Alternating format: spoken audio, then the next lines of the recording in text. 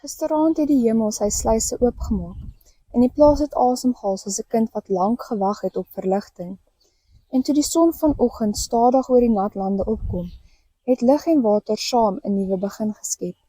Die sonsopkoms na die reën is 'n stille belofte dat storms nooit die laaste woord het nie.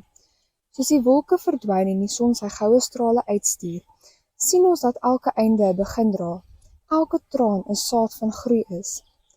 So is dit ook met mense.